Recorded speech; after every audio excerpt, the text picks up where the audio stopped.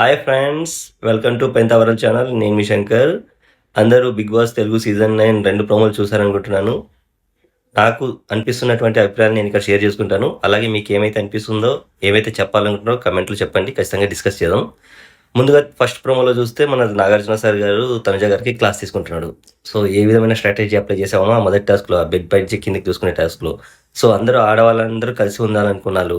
So కానీ కాకపోతే ఏమైంది, అక్కడ అందరు మగవాళ్ళందరూ కలిసి ఒక ఆట ఆడుతున్నప్పుడు మీరు ప్రొటెక్ట్ చేసుకోలేకపోయారు. సంజన గారు చెబుతున్నా కూడా మీరు వినలేదు. సో ఈ స్ట్రాటజీ అనేది ఏం అర్థం కాలేదు. అక్కడ మీకు కొంచెం రాంగ్ స్ట్రాటజీ అయింది అనుకుంటున్నాను అంటూ చిన్నగా వార్నింగ్ ఇచ్చేశారు. అంటే అడ్వైజ్ అనుకోండి. సో నిజమే, అక్కడ తనుజ గారు మాత్రం ఖచ్చితంగా రాంగ్ స్ట్రాటజీనే. కాకపోతే ఆమె పరంగా తను రైట్ స్ట్రాటజీ. ఎందుకంటే తనకు సపోర్ట్గా బర్నీ గారు, ఇమాన్యుయల్, కళ్యాణ్. సో వీళ్ళు ముగ్గురు ఉన్నారు. సో వీళ్ళు ముగ్గురు తనను ఎలాగో తోయరన్న కాన్ఫిడెంట్ కాబట్టి తన స్వార్థంగా ఆలోచించి తను ఖచ్చితంగా రౌండ్లో విన్ కూడా అయింది. సో తన పరంగా తను రైటే. కాకపోతే ఆడియన్స్ పాయింట్ ఆఫ్ వ్యూలో మాత్రం రాంగ్. అది ఖచ్చితంగా రాంగ్ స్ట్రాటజీ. సో తనైతే గెలిచింది, తనకైతే ఫేవర్ అయిపోయింది కాబట్టి మనం ఇంకా పాయింట్ మీద ఇలాగే డిస్కస్ చేయలేము. ఎక్కువ మాట్లాడుకున్నా పెద్దగా యూజ్లెస్. ఓకే, నెక్స్ట్ మన బర్నీ గారికి కొంచెం డోస్ బాగానే పడ్డాయి.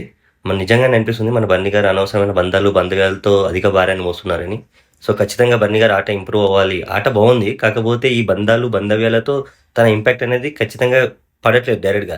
ఎక్కువగా ఏమవుతుందంటే తనుజకి, దివ్యకి ప్రయారిటీ ఇవ్వడం వల్ల మిగతా కంటెస్టెంట్ లైక్ శ్రీజని గట్టిగా ఎలా తోసేశాడు మన బెడ్ టాస్క్ నుంచి. అది చాలా నెగిటివ్ అయింది.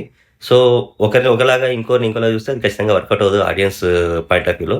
ఖచ్చితంగా ఇదే విధంగా మన బర్నీ గారు ఆటలో కొనసాగితే మాత్రం ఖచ్చితంగా నెగిటివ్ అవుతుంది. ఖచ్చితంగా మంచి స్ట్రాంగ్ కంటెస్టెంట్ కానీ టాప్ 5లో ఉండే అవకాశం కూడా ఖచ్చితంగా లేదు ఈ విధంగా ఆడితే మాత్రం.